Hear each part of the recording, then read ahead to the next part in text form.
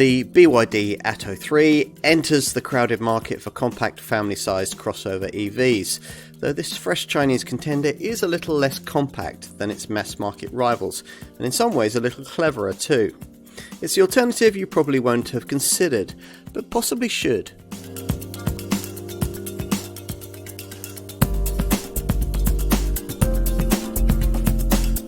So, yet another Chinese-branded small EV. Following MG and GWM Ora, we now have BYD, which launched in the UK market with this car, the Atto 3. The brand letters stand for Build Your Dreams, and the company is actually a huge global player. In 2022, they sold nearly 1.9 million EVs and plug-in hybrids.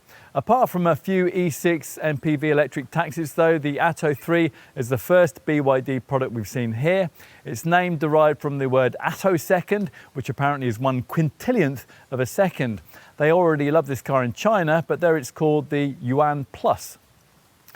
This, of course, is just the start of BYD's product offensive, overseen by a UK dealer network that will grow from around 30 to about 100 outlets by 2025. By then, we may be seeing this Shenzhen-based company's Yangwang premium EV brand, and that'll bring us luxury sports cars and SUVs. But let's start with a look at this Atto 3.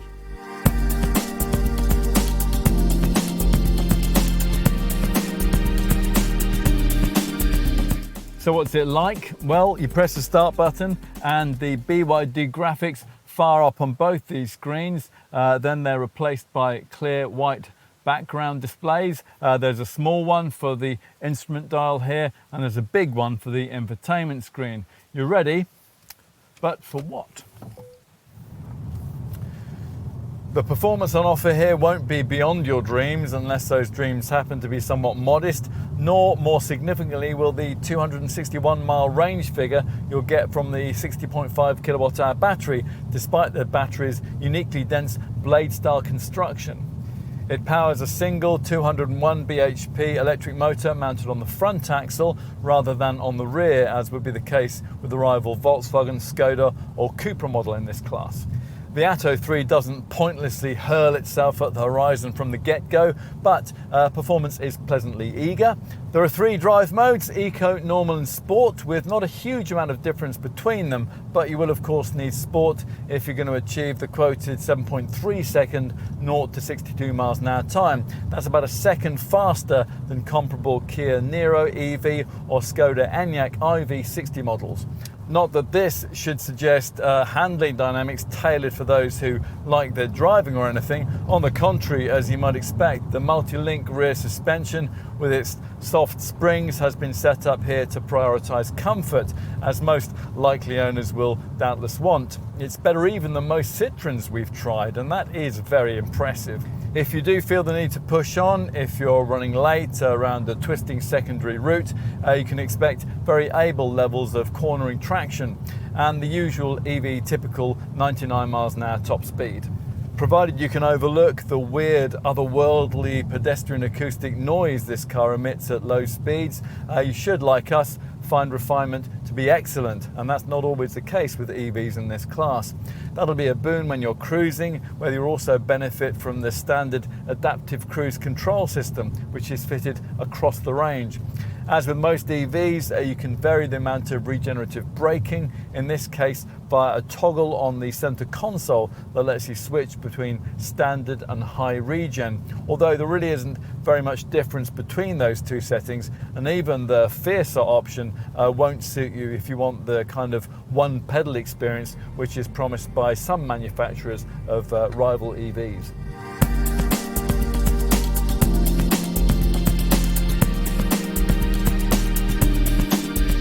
At a glance, for several reasons, you might be left a bit unsure of what this Atto 3 model is. In terms of brand, there's a kind of, I can't quite place it, MG sort of vibe. You might also be a touch undecided in terms of this Chinese model's size, where the positioning is a bit large for models in the compact hatch Kia Niro EV, Volkswagen ID3 electric segment, and a bit small if you're looking at something in the sector just above, like a Volkswagen ID4 or a Hyundai Ioniq 5. Dimensionally then, the Atto 3 straddles two sectors, bit like the Skoda Enyaq iV, one of its closest rivals. The crossover styling is a touch blander than one of those, but it's smart in a conservative kind of way, and it's enlivened by that silver textured D-pillar panel. The rear is smart. This tailgate's notable for being the only one in the industry with the manufacturer's slogan emblazoned on it. A slim chrome strip sits above narrow LED light clusters, and a subtle roof spoiler features further up. It's a lot more memorable inside, where there's a clear design layout with some unexpectedly quirky touches. First impressions take in the small instrument screen here and the huge central display. Then as you survey this two-tone interior, you'll start to note little design touches. The weird door pull catch on top of the circular speaker, the strange tubular silver gear selector, and just below that a start-stop button with a twinkling outer frame, a textured top for the stowage bin between the seats, air vents like old CD racks, the stitched dash top covering, and door bins which are impractically framed by guitar string-like cords. The main feature of note though is this central electric rotary touchscreen, which will be either 12.8 inches or, as in this case, an enormous 15.6 inches in size, depending on the trim level you've chosen. Strangely, it can rotate to display in either landscape or portrait formats via a push of a provided steering wheel button. BYD thinks it's safer to use the landscape screen for media functions and the portrait screen for the sat-nav. You can rotate it via a lower screen icon too. The home screen initially displays your favoured content widgets, for example navigation, Spotify and radio. Swipe left and you'll reach a screen full of smaller icons, including a smart charging section and screens for the activation of Apple CarPlay and Android Auto smartphone mirroring, and activation of the BYD Assistant voice activation system. Climate controls are also located on the screen, although thankfully there are also shortcut buttons for ventilation scattered around the gear stick. The much smaller digital instrument screen has a much more restricted 5-inch space to show its information, but it's pretty clearly laid out. There's a central digital speedo that's flanked by kilowatt energy consumption on the left and driving range and a battery charge meter on the right. The prevailing speed limit is posted at the top, while along the bottom of the frame is your chosen drive mode, the gear selected and an odometer. What else? Well, the seats are comfortably supportive, although they need the addition of adjustable lumbar support, and cabin quality is better than the kind of thing that you'll find in rival Chinese brands MG and GWM Ora, although there is still scope for improvement. Weirdly, there's no auto wiper function, but there's plenty of storage in the aforementioned deep lidded bin between the seats here, although it lacks any connectivity ports. At the bottom of the centre stack there's a wireless charging mat. Just below the gear stick there is twin cup holders as well. The glove box is big, but it's not cooled. You do get ticket clips in the sun visors, but not an overhead sunglasses compartment. And we did mention the strange stringed door bins. They're not very big either. Let's take a look in the back. Rear legroom here is good, even by the impressive EV class standard, and there's a flat floor, although this bench here doesn't slide or recline. The headroom is a little restricted by this standard panoramic glass roof, but you could fit 3 folk across the back seat here if you had to, more easily than you could with most rivals. If there are only 2 of you, a central armrest folds down and there are cup holders provided, along with curiously styled vertically orientated twin rear vents, although there's no option for the kind of rear climate controls that you could have in a Golf. There are both USB-A and USB-C ports with a cubby below. There are seat back pockets with twin phone pockets just above, individual round upper reading lights, coat hooks in the grab handles, and the strange stringed door pocket and door catch design is replicated from the front. You do pay for that rear seat legroom a bit with boot space. You only get this powered tailgate with this top design level of trim. And when it eventually rises, a 440 litre space is revealed. That's 35 litres less than the slightly smaller Kia Niro EV.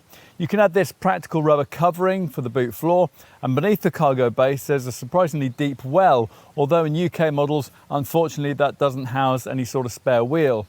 There are deep corner netted storage areas on both sides and a light on the left, but strangely no bag hooks or tie-down points, no 12-volt socket either. Nor does BYD provide a ski hatch or a flexible 40-20-40 rear seat back split.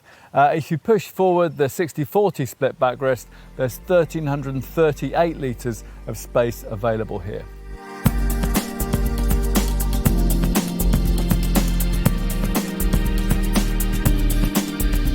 Interestingly, for an unknown brand, BYD isn't looking to substantially undercut its main competitors on price. Atto 3 pricing starts at around £36,500 for the base spec active variant. You need around £37,000 for mid-range comfort and about £39,000 for the top design trim we have here. As we told you in our driving section, all versions are based around the same powertrain combination of a 60.5 kilowatt-hour battery and a 201 bhp motor. You order online, but all purchases go through the brand's UK dealer network. That's currently 30 strong. BYD's big market advantage is that, unlike other brands, it makes all its EV drivetrain components itself. Batteries, motors, control units, semiconductors, the lot, which is why instead of waiting months for your car, as is currently the case with EVs from some other brands in the segment, an Atto 3 can be with you in no more than a couple of weeks. And it'll be very well equipped. Even base active spec gives you quite a lot. There are 18-inch wheels, LED automatic headlights with high beam assist, LED tail lamps, roof rails, a panoramic electric sunroof, a heat pump and metallic paint. Parking is aided by camera and all-round sensors, and you get adaptive cruise control with an intelligent speed limiter. Inside, even with base active spec, there's vegan leather upholstery with power adjustment and heating for the front seats. Plus there's multicolour ambient lighting, a wireless charging mat and a 5-inch TFT LCD instrument panel. Media connectivity, well, that's taken care of by a 12.8-inch electric rotary touchscreen with voice control, an 8-speaker DAB audio system, 4G internet access and the company's BYD DI-Link suite of media systems. There's also an 8-year cloud service that gives you 1.5 gigabytes of data per month for free for the first 2 years. And you'll get a useful vehicle to load function so you can charge things like laptops and power tools from the vehicle. Mid-range comfort spec is the same, except the base version's feeble 7 kilowatt onboard charger is raised to 11 kilowatt status. This top design trim doesn't get you much extra apart from a larger 15.6-inch version of the electric rotary touchscreen, a powered tailgate, an air purification system and a bit of extra ambient lighting. All Atto 3 models get the same extremely high standard of safety kit.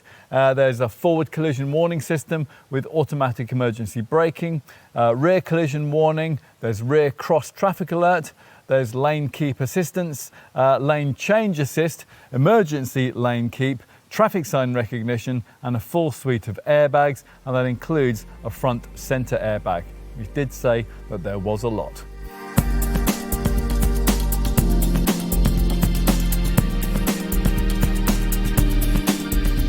The battery used here is of the unique to BYD lithium iron phosphate blade variety, which incorporates cells mounted in the strips directly to the pack, which Chinese maker says allows for a much higher cell density than a conventional battery could offer. So a much higher driving range then? Well, I'm afraid not. The 261 mile range is reasonably class competitive, but it's way off being class leading. A Mark II Hyundai Kona Electric, probably the closest rival here, manages 304 miles, for example.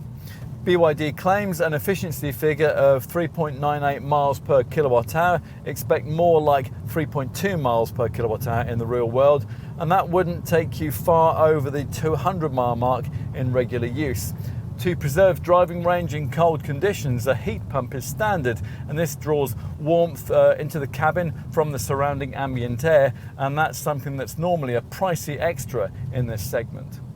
You'd think that BYD building, designing and owning this car's entire set of EV drivetrain components, and that includes the battery and the semiconductors, would allow the company to make the Atto 3 the first car in this segment to offer a truly modern 800-volt electrical architecture that's capable of allowing charging with the new breed of ultra-rapid DC public chargers. This is something that we've already seen with the only slightly larger Hyundai Ioniq 5, but no, it's the same conventional 400-volt setup that everyone else uses.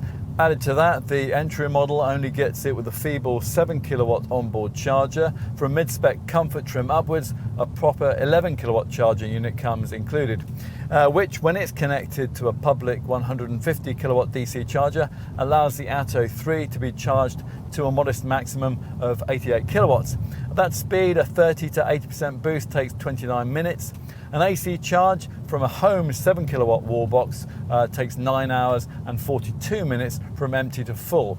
If you've avoided base trim and you can use an 11 kilowatt three-phase charger, that figure falls to 6.5 hours. You can schedule charging via a smart charging section of the central screen. If you're converting to an electric vehicle from a previous combustion model, then you'll obviously need to factor in the cost of an EV charger for your home and perhaps also one for your office.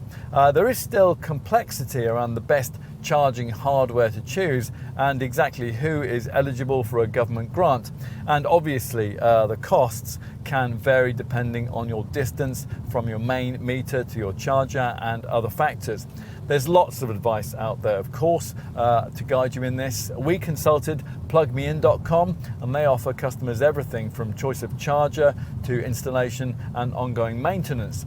They've advised us that even with increased energy charges, the cost of running an EV and charging it at home on a dedicated tariff is still only around half the cost of running your previous petrol or diesel car. What else? Well, you can monitor your kilowatt energy consumption on the left of the instrument screen, and when you power off, an instrument display sign-off shows driving range, driving time and energy consumption. As for ownership peace of mind from what is, let's face it, an unfamiliar brand, well, there's a 4-year, 74,500 mile warranty, and the battery is warranted to retain at least 70% of its capacity for 8 years or 124,000 miles.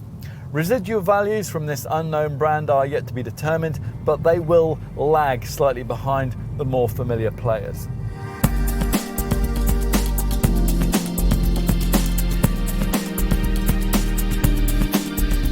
So yet another option to add to your list if you're seeking a compact but family-shaped crossover-style EV. We're surprised that BYD hasn't priced the Atto 3 a touch lower to give customers more reason to switch from an established brand. But there's no doubt that you do get an awful lot for what you're paying here. And that includes a greater slice of interior tech than you might expect at this price point.